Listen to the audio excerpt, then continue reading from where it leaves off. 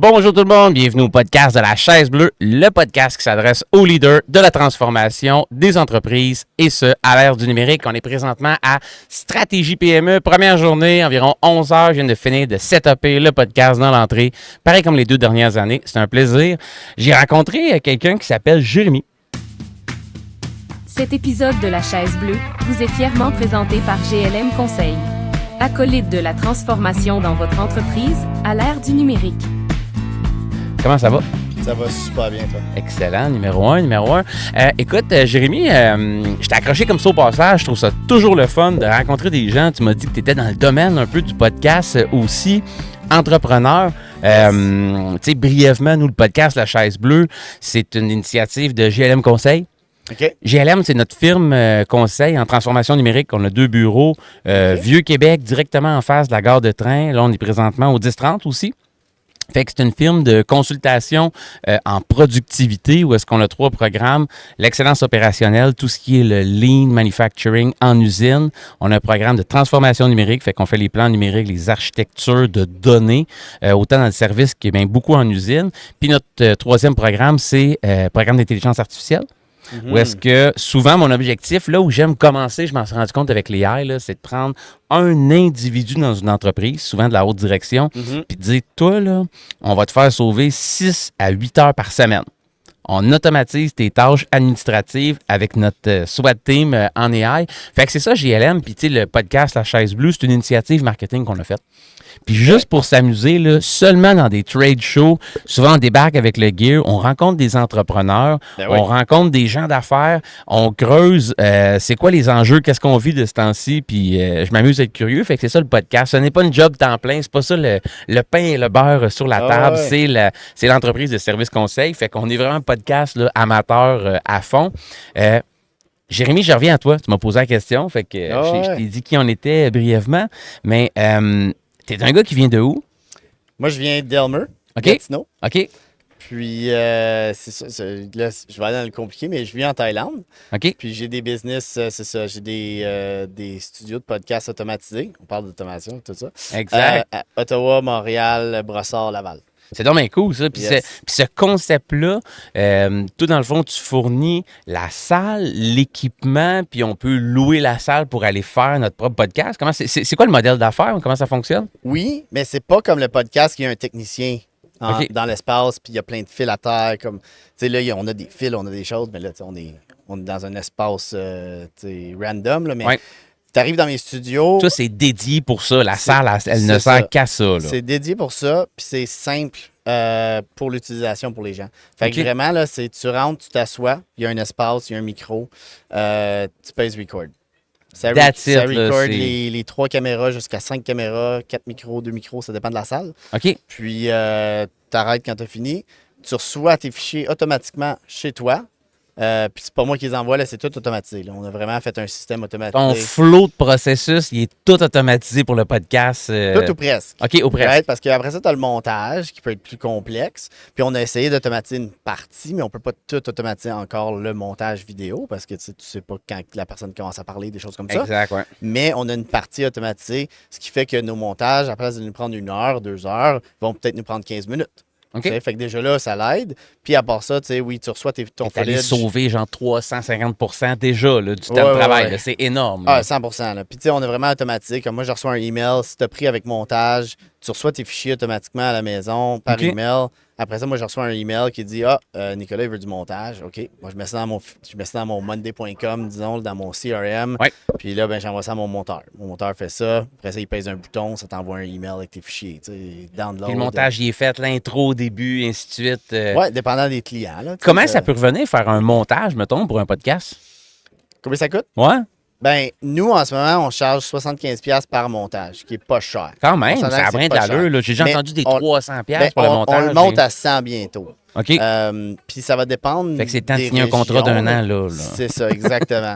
C'est drôle parce qu'on a vendu des bundles, justement, parce qu'on change de booking system, on change de prix un petit peu. Okay. Parce qu'on réalise que oui, le montage, on veut donner un meilleur service. T'sais, là, t'es comme pris. Tu veux un service rapide, pas cher, mais des fois, les clients, ils veulent mieux. Fait que, il faut charger un petit peu plus. Ça, c'est clair, absolument. Là, downside. Ça se paye le service. Là. Puis, c'est qui tes clients à l'heure actuelle? C'est qui serait le persona typique de quelqu'un qui va louer un espace ou se faire un podcast dans tes studios? Ben, la chaise bleue. OK. Mais ça, il faudrait que tu viennes dans un trade show. Moi, je vais seulement là où l'action se passe. Il faut que je sois dans le milieu des salles de gens. Là. Parce qu'on a un studio dans le 10-30 aussi.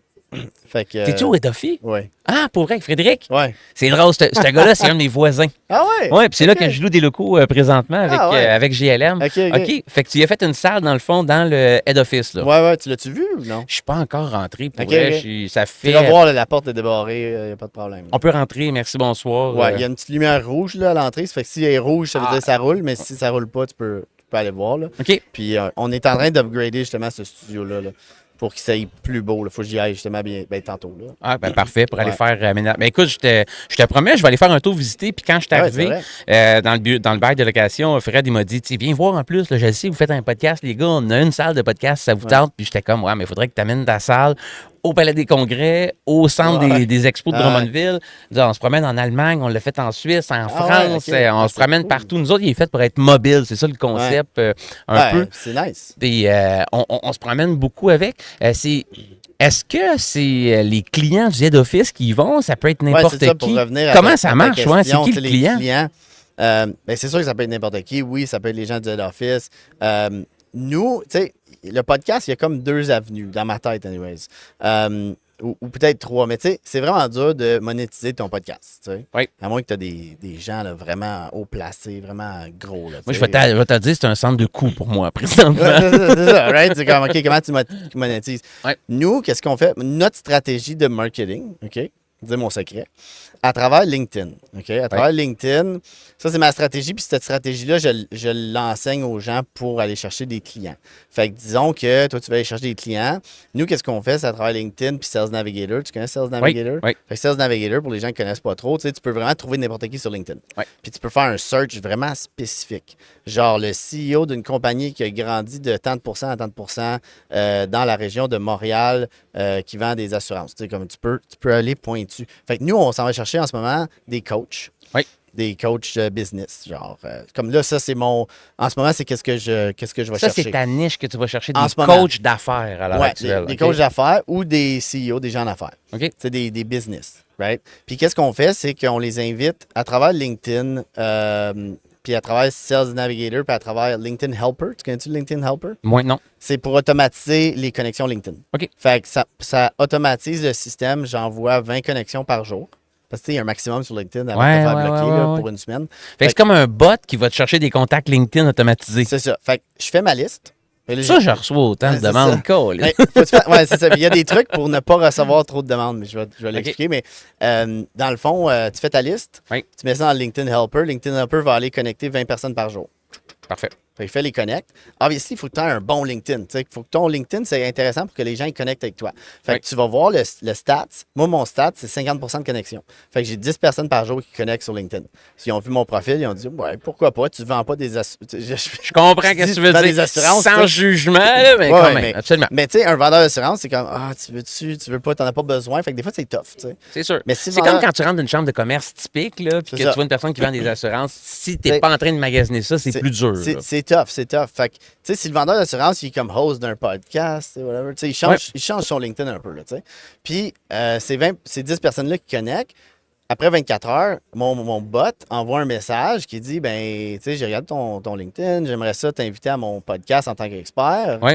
Puis là, ils se sentent comme, wow, cool, tu sais.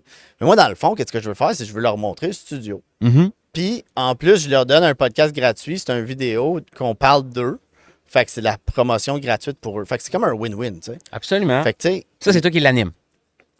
Non, parce que je vis en Thaïlande en ce moment. Ouais, c'est ça, je trouvais drôle quand même. J'ai des animateurs que j'ai comme engagés où je fais des deals avec eux autres. C'est comme, toi, tu vas être mon animateur pour mes podcasts, tu rencontres les gens, tu leur poses des questions comme simples. Là, c'est un podcast de 20 minutes vraiment comme sur la personne. Ciblé qu'on veut apprendre des choses. Parce que je veux pas juste parler de la personne. Tu es allé où à l'école, même. Plus comme, qu'est-ce que tu vas nous apprendre? Oui. Puis, fait que ces gens-là, ils m'aident, puis je leur donne du podcast gratuit.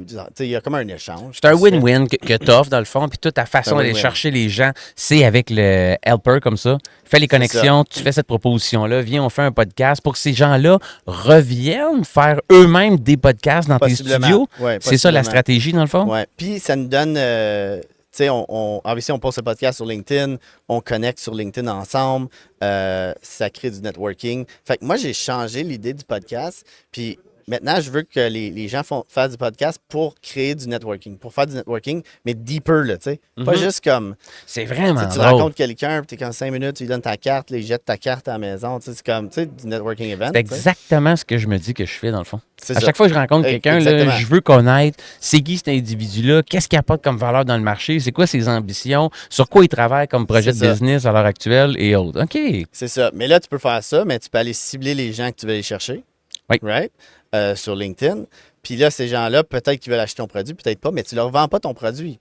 Tu connectes avec eux. Absolument. Tu deviens ami. C'est une relation d'affaires qui débute. Là. On ne sait pas où est-ce que ça mène, mais c'est une relation un petit peu plus deeper que « Allô, OK, tu sais, comme au networking event, comme, tu sais, j'ai connecté avec un gars, c'est cool. Moi, j'ai les networking events. OK. J'aime pas ça. Mais ça, c'est pas pour moi. C'est ça que tu t'es expatrié en Thaïlande pour pas être pogné d'aller en faire... Mais j'ai juste de la misère à aller parler avec quelqu'un que je pense pas qu'il veut acheter mon produit. Tu sais, je sais pas. Je veux pas vendre. J'ai de la misère à vendre, qui est un problème en tant qu'entrepreneur. Comme, absolument. faut que tu fasses tous les jobs. Là. Fait que ça, c'est le plus dur. C'est la chose numéro 1 à faire quand tu débutes. Là. Aller chercher les premières ventes, puis après ça... Faut que tu fasses du marketing et de la vente. C'est sûr. Pas juste être le technicien. Fait combien de temps que tu es parti à business? Ben moi, j'ai comme travaillé à CBC. Après ça, j'ai travaillé à d'autres places. Après ça, je suis devenu comme full-time videographer. Je faisais de la production vidéo pour des business. Là. OK. Puis après ça, il y a le premier studio parti, il y a peut-être... Où ça? À Ottawa. OK. Il y a peut-être 5 ans, quelque chose comme ça. Un studio typique, là, avec la board, avec... classique, là. Classique, avec le technicien. Là, j'avais un employé. Puis après ça, j'ai rencontré une compagnie qui s'appelle Epiphan Vidéo, qui font des recorders, streamers, encoders. Puis dans le fond, ça l'a fait que tout est possible d'être automatisé après ça. Fait que peut-être 5 ans, mais comme, tu sais, ça l'a buildé. Fait que tranquillement, pas vite, t'as buildé avec des locaux différents, que t'as staffé, que t'as mis de l'équipement, puis t'as fait de l'achat. Puis là, l'achalandage des studios, comment tu mesures ça? Est-ce qu'il y a des gens qui... Est-ce que c'est tes pourcentages d'utilisation et tout? Mettons, au head office, il est-tu pris, je sais pas, moi, 50% du temps, 20% du temps? Ottawa, ça roule. Ottawa, je te dirais...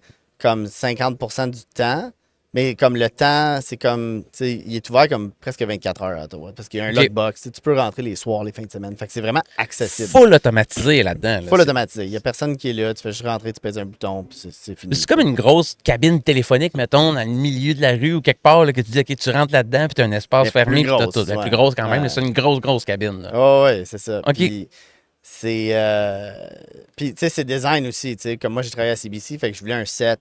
Tu sais, comme les nouvelles, mais pas comme les nouvelles, là, pas comme, mais plus, tu sais, je veux un beau set, tu sais. Puis c'est ça qui vend le podcast, parce qu'il y a beaucoup de studios de podcast à Montréal, mais qu'est-ce qui va le vendre? C'est comme les gens, ils sont attirés vers le set tu design. veux une ambiance, ça te met dans le setup, c'est sûr, l'équipement qui est là. Fait que ça, t'investis là-dedans quand même. Oui, 100%. Puis c'est ça qui coûte comme vraiment cher, là, je te dirais. C'est sûr. En fait, d'achalandage, comme côté Montréal, Brossard, Laval pas ouvert. Il va ouvrir bientôt. Puis Brossard, il a ouvert, mais c'était comme... Brossard puis Montréal, c'est comme... J'ai pas encore fait beaucoup de marketing, parce que je viens de Gatineau, Ottawa. Fait que, c'est sûr que ça a été plus dur. Puis c'est là que, en ce moment, là, je travaille vraiment sur Montréal, Brossard, Laval, le marketing. À fond. Puis juste à se faire découvrir. T'sais. C'est quoi ton plus gros défi comme entrepreneur à l'heure actuelle?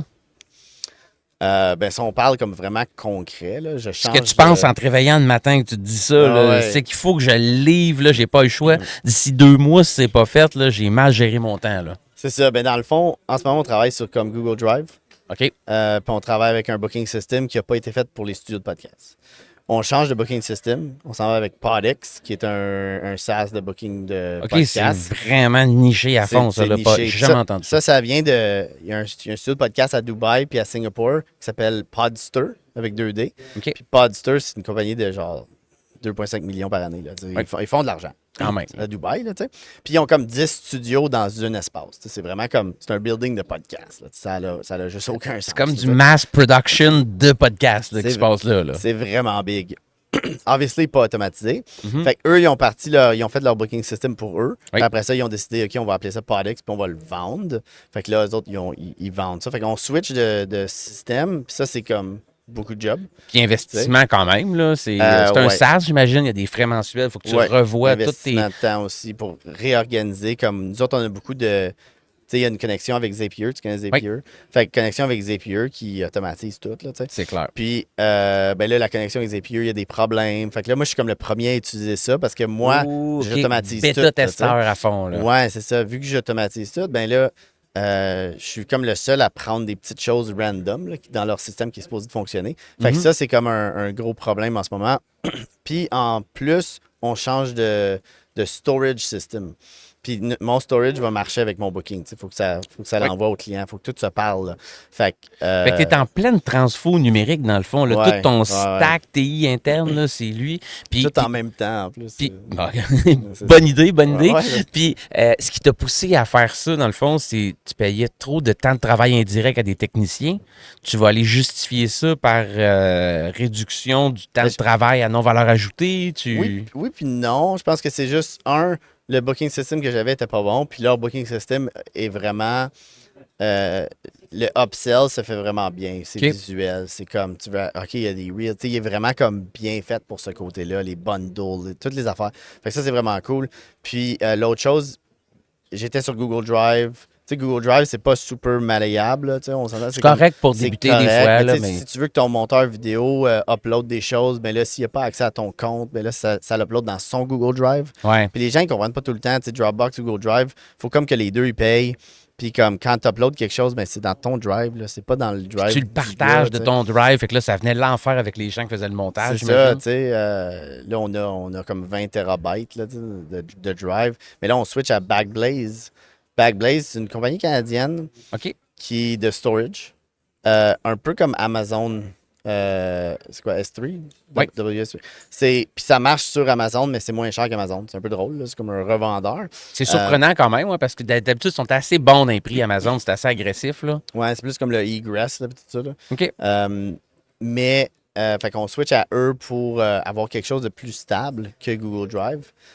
Puis de gérer la sécurité des données aussi, là, qui est à quoi, ça appartient à qui, c'est où, et ainsi de suite. Fait que là, tu le sais. Là. Sur un cloud canadien, dans le fond? C'est ça. OK. Mais c'est l'instance de AWS, mais au Canada. C'est ça. Mais c'est drôle parce que la compagnie a fait beaucoup plus de business en dehors du Canada qu'au Canada. Là. C'est juste... On a une belle image, les Canadiens, je pense, pour ça, pour la sécurité des données et autres. Ouais. Puis c'est ça, Backblaze. Puis là, on a un nouveau UI pour gérer Backblaze, parce que ça ne gère pas comme direct. C'est pas comme un Google Drive déjà fait. Fait que là, mon équipe ou les gars qui codent ça, là, ils m'ont comme collé un UI pour justement partager puis que tout le monde ait accès, mes monteurs aient accès. Ça va être plus facile. Là, fait qu'il y a quand même un gros chantier. Tu te fais accompagner là-dedans ou tu fais ça par toi-même? Je fais pas mal ça par moi-même. Mais tu as l'air d'un gars assez débrouillard dans la tech, là, puis trouver les bonnes personnes à gauche et à droite. Mieux, au début, Zapier, ça me dépassait, mais là, je commence à comme comprendre. Puis là, comme, j'ai des problèmes en ce moment avec comme mon système avec. On va avoir les paiements à travers Stripe. Oui. Puis là, on a des problèmes, ça l'envoie pas comme les reçus. Puis là, ben, à ma bookkeeper. Fait que là, comme j'ai rentré ça dans Zapier, puis là, j'envoie un email avec le reçu comme fait que c'est toi l'entrepreneur qui met ce chapeau-là, qui devient fois, tech de Zapier en ce moment-là. Un petit tutoriel à gauche, un peu de chat GPT là, ou Anthropic, whatever, pour trouver une solution, puis tac, ça y va. Automatisation, tout est possible. C'est fou, là. Comme, puis là, je sais pas exactement qu'est-ce que tu vends, là. J'ai, comme, en fait d'automatisation, puis là, je vais peut-être dire des secrets. C'est correct, vas-y. Mais tu sais, fait qu'il y a quelqu'un qui voulait me vendre un dashboard AI, tu sais, AI Agent. OK? Ça s'en vient là. Puis là, tout le monde a ce business-là. Puis c'est bon. C'est le buzz pour vrai des agents AI. Si tu vas faire un tour dans le show, là, d'après moi, 50% du monde vont vendre des agents AI, c'est sûr. Là. Mais moi, je peux t'en faire un en genre 10 minutes. Là, comme avec un autre système.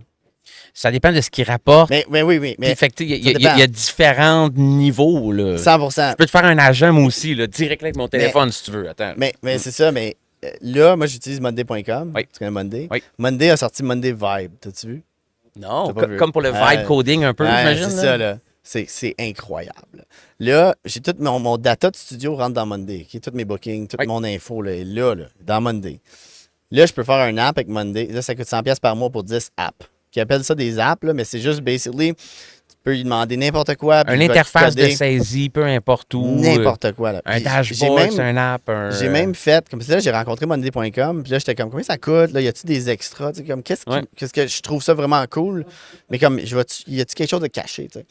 Puis là, elle me disait, on a Monday CRM, que tu payes bien plus cher. Là. Je sais pas, c'est comme 600$. C'est cher. Monday CRM, c'est comme vraiment intégré, mais c'est plus cher. Puis là, j'étais comme, ben moi, avec Monday Vibe, je peux coder Monday CRM. Que je peux dire comme, copie ça, puis ça le fait. Là. Comme, puis là, ça fait peur. La fille de Monday.com était comme, oh shit, OK. Oh, t'as comme trouvé un loophole, toi, là, tu sais. Fait que c'est drôle à voir, mais c'est vraiment comme je me suis créé un dashboard. Parce qu'il y a une fille qui voulait me vendre un dashboard puis un AI agent, puis c'était aux États-Unis, puis là, ça me coûtait genre entre 20 et 40 000 pour le setup. Ouais, c'était comme. Ça n'a pas rapport, là. Ça, non. C'était too much. Puis ça me coûtait 500$ US par studio par mois. J'étais comme, wow. Je sais pas c'est quoi tes revenus annuels, Jérémy, là, mais quand même, là, c'est pas assez. Fait que, tu sais, il faut faire attention, mais il y a du bon stock. Il y a du stock qui est comme, ça vaut la peine, là? Il y a du bon stock, puis moi, je pense que un peu partout sur la planète, là, il y a tellement eu de subventions, de marketing, de buzz AI, là, que les prix se sont hyper enflés, là. Ouais. Je rencontre des clients, des fois, qui ont des projets d'AI là, de 1 million, puis je suis comme, c'est quoi la valeur que ça a apporté? C'est quoi le projet que vous avez fait, là? C'est où est-ce qu'on s'en va avec ça? C'était complètement là, enflé. Puis là, je pense que ça revient de plus en plus des solutions beaucoup plus accessibles que les gens vont commencer à faire du vibe coding. C'est comme ce qu'on voyait les tendances avant du low-code, no-code. Ça, il y avait ça. C'était comme du building block. Tu n'étais pas obligé d'être programmeur, que tu prenais des bouts de code. Puis comme quand mes enfants ils jouaient à Minecraft, mettons. Là. C'était un petit peu le même principe, mais en entreprise pour faire des saisies de formulaires, automatiser des tâches, le connecter Zapier. Mais là, il y a beaucoup de logiciels comme Monday. N8N, c'est rendu complètement débile ce qu'ils font aussi. Je sais pas si tu l'as déjà utilisé. Non. N8N? N8N, ouais. Mon nouveau système d'automatisation. C'est avec ça? Ils sont en train de le coder avec N8N. Moi, je ne l'ai pas utilisé, mais c'est ça qu'ils utilisent pour transférer les fichiers automatiquement. C'est complètement malade. Il y a du no-code là-dedans aussi. Tu regardes des systèmes comme Salesforce, c'est ce qu'ils ont lancé sur le marché aussi. Tu regardes Copilot. Même GPT, ils viennent de faire leur propre automatisation à l'interne. Ça fait 2 semaines à peu près. Là. C'est ça. Complètement malade. Fait que je pense que l'industrie s'en va là de remettre le pouvoir aux gens à beaucoup plus faible coût d'automatiser leurs solutions puis leur setup, au lieu que ça soit des trucs à 30-40 000 $, puis après ça, je sais pas comment par mois. Le downside, c'est que, comme tu vois, le Monday est sorti avec Monday Vibe, qui est comme magique parce que c'est du vibe coding, mais avec ton data de Monday. C'est pas mal simple quand tu y penses. C'est pas comme code-moi un site web. Tu peux créer des nouveaux champs pareils là-dedans. Oui, 100%. Mais le downside, c'est que les grosses compagnies vont l'avoir, ces petites compagnies. Comme le gars qui veut faire un AI agent pour toi, peut-être que là, ça dépend du monde. Là. Moi, je suis comme vraiment comme habile avec ces choses-là. Fait que c'est facile pour moi, mais c'est sûr que les grosses compagnies vont prendre le dessus. Là, parce qu'ils ont le cash puis ils sont comme bien plus vite que la petite compagnie qui... Mais les petites compagnies n'auront pas le choix d'utiliser les outils des grosses compagnies pour livrer leurs services. Puis s'ils sont assez vite pour faire ça, il y a de la place sur le marché. Parce que c'est pas tout le monde qui est rendu là. Non, puis si tu es comme bon vendeur puis tu peux vendre quelque chose à bon prix en utilisant qu'est-ce qu'il y a comme vibe coding et tout ça, je pense que ça vaut la peine. Dernière question pour toi, Jérémy, comme ça. C'est quoi ta routine de vie pour te tenir à jour au niveau de l'AI et tout ce qui arrive? Tu refais ton stack numérique toi-même, tu fais des automatisations, tu me le dis, tu es habile quand même avec ces trucs-là, d'aller faire du vibe coding et autres. Y a-tu un podcast que tu écoutes, une routine que tu te dis, OK, mettons, moi, quand je vais courir mon 5 km une fois par semaine, là, j'écoute telle affaire, je lis tel livre, je vais voir telle conférence. Comment tu te tiens à jour au niveau de la tech dans ta vie? C'est sûr que c'est tough parce qu'il y en a beaucoup, là. On s'entend, là. Fait que c'est sûr que là, je me concentre sur... C'est sûr, j'utilise ChatGPT tous les jours, puis j'utilise comme... Maintenant, c'est vraiment des... Synthétise-moi les nouvelles numériques, mettons, puis donne-moi les key takeaways de la semaine. Parce qu'il y en a tellement... Tu peux plus, comme... Je pense, y a-t-il une affaire, ça s'appelle Sora ou quelque chose? Ou, en tout cas, tu peux faire des vidéos automatisées AI, mais vraiment bon. Il y en a tellement que tu peux pas suivre, là, mais c'est super important de, comme... De prendre au moins un item, là, comme Monday Vibe, ChatGPT, toutes ces choses-là, c'est bon de comme au moins regarder c'est quoi les options, puis juste demander à ChatGPT comment je peux faire ça, comment je peux automatiser ma business, comment je peux plus, tu sais.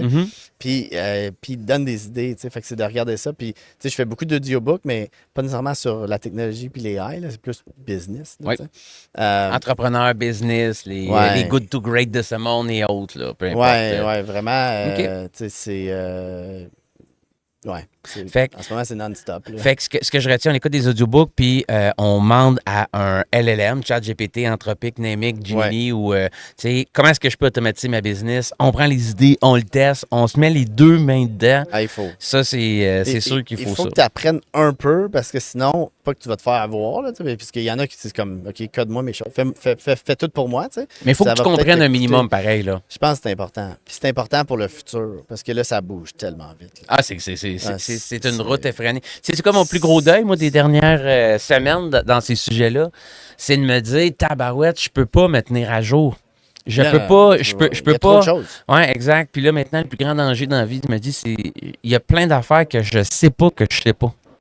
Ça vient de lever, là. C'est une nouvelle façon de le voir, puis je ne sais même pas que ça n'existe pas. C'est next level. Là. Puis tu regardes, juste dernière chose, j'ai demandé à ma bookkeeper l'autre jour, une personne de tenue de livre, tu sais, t'as-tu peur, genre, comme juste ta job, là? Moi, d'après moi, elle va disparaître, là. C'est bye-bye, là. Et comme, non, tu sais, je pense que, non, tu sais, on évolue, puis ils vont toujours avoir besoin de nous, puis je suis comme, pas sûr, moi. Pas sûr. Comme, non, pense au futur. Si t'as une business, no matter what, pense au futur. Tu sais, moi, j'ai un gars qui fait des podcasts chez nous, puis il va lancer un software pour justement enlever les bookkeepers, puis que ça va réduire les frais des petits entrepreneurs, tu sais. Moi, je veux ça. Là. Moi, je saute là-dessus demain. Là, ça s'appelle comment pour y faire une plug? Ben, c'est pas sorti encore. Je sais pas c'est quoi le nom. C'est bon. Ouais, ça va sortir comme l'année prochaine. Moi, j'ai la vision que chacun des postes en entreprise là, va avoir un genre de cobot virtuel, un agent ou souvent plusieurs agents qui vont l'aider à faire son travail. Il y a certains jobs qui n'existeront plus, mais c'est sûr que tout le monde va être amené à travailler avec ça. Fait que le plus vite que tu te mets les mains dedans, la meilleure position que tu vas avoir pour adapter ton travail puis continuer à générer de la valeur dans la nouvelle économie qui s'en vient, là, c'est certain. Fait qu'ayez ces réflexes-là, c'est sûr, de bouger dedans. Puis j'aime cette recommandation, si je peux dire, que tu nous donnes de pas juste dire je donne tout, là, faites-les agents, faites une programmation, faites de l'hyper-automatisation, fais-en un petit peu toi-même pour comprendre ce qui arrive. Là. Comme l'accès est infini là, avec ChatGPT ou Perplexity ou whatever. Tu as accès à poser la question. Ça va être peut-être bon. Tu vas avoir plus d'informations. Tu jases avec quelqu'un qui a à peu près 150 doctorats. Là. Il est capable de te répondre dans un niveau de détail complètement débile. C'est comme too much. Puis ça, c'est mon grand deuil de me dire je peux pas passer au travail au complet. Fait que changeons les façons de travailler. Ben écoute, merci beaucoup, Jérémy, d'être passé au podcast La Chaise Bleue. Ben merci à toi. Je te souhaite un super bon stratégie PME au Palais des Congrès. Puis j'espère que tu vas trouver des gens qui vont aller faire des podcasts dans tes salles. Ouais, tu passeras au studio onpod.io. Yes, sir. Je vais avoir ça. Merci. Thank you. Cet épisode de La Chaise Bleue vous a été présenté par GLM Conseil. Acolyte de la transformation dans votre entreprise à l'ère du numérique.